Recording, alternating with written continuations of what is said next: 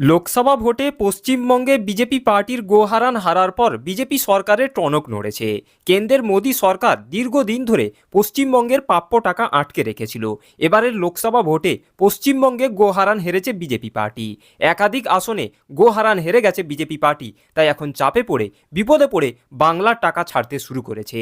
তৃণমূল মুখপাত্র কুণাল ঘোষ সাংবাদিক বৈঠক থেকে এই বিজেপি সরকার যে এখন চাপে পড়ে বিপদে পড়ে বাংলার টাকা দেওয়া শুরু করেছে সেই নিয়ে বিজেপি সরকারকে তোপ দাগলেন এবং সরাসরি বিজেপি সরকারকে আক্রমণ করলেন। তো প্রিয় দর্শক, তৃণমূল মুখপাত্র কুণাল ঘোষ সাংবাদিক বৈঠক থেকে বিজেপি সরকার কতটা ভয় পেয়েছে এবং ভয় পেয়ে যে কেন্দ্র সরকার এখন বাংলার টাকা ছাড়তে বাধ্য হয়েছে, তৃণমূল মুখপাত্র কুণাল ঘোষ তার এই ভিডিওর মধ্যে প্রমাণ করে দিলেন। তো চলুন সাংবাদিক বৈঠক থেকে কুণাল ঘোষ কি বললেন এই ভিডিওটি ধৈর্য ধরে শেষ পর্যন্ত দেখতে থাকুন। শুধু বারবার বলছি যে বাংলার টাকা আটকে রেখে অন্যায় কাজ করেছিল নরেন্দ্র মোদীর সরকার। বাংলার জনাদেশ, বাংলায় বিজেপিকে প্রত্যাখ্যান করা এবং তৃণমূলকে বিপুল ভোটে জিতিয়ে আনা প্রমাণ করে দিয়েছে যে বাংলার মানুষ বাংলার প্রতি বৈষম্য, বাংলার প্রতি প্রতিহিংসা, বঞ্চনার রাজনীতির বিরোধিতা করেছে। ফলে সেই শিক্ষা যদি কেন্দ্রীয় সরকার নেয় সেটা ভালো। আর আমরা তো বাংলার মানুষকে বলেছিলাম তৃণমূল কংগ্রেসকে শক্তিশালী করুন, তৃণমূল কংগ্রেসে যত বেশি সম্ভব সাংসদ দিন।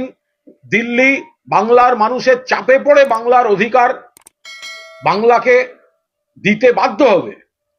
বিজেপির সাংসদ বেশি হলে বাংলার অধিকার সুরক্ষিত হবে না, তৃণমূল কংগ্রেসের সাংসদ বেশি হলে বাংলার অধিকার সুরক্ষিত হবে। আমরা আশা করি সেদিকেই সমস্ত জলটা গড়াবে।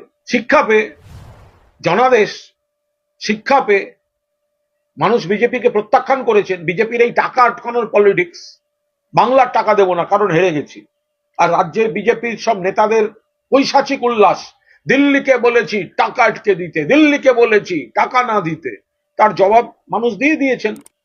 ফলে সেই প্রবল চাপে এবং লোকসভা রাজ্যসভা মিলিয়ে তৃণমূল কংগ্রেসের 42 জন সাংসদ, লোকসভায় 29 জন, ফলে সেই চাপটাও একটা কাজ করতে শুরু করছে।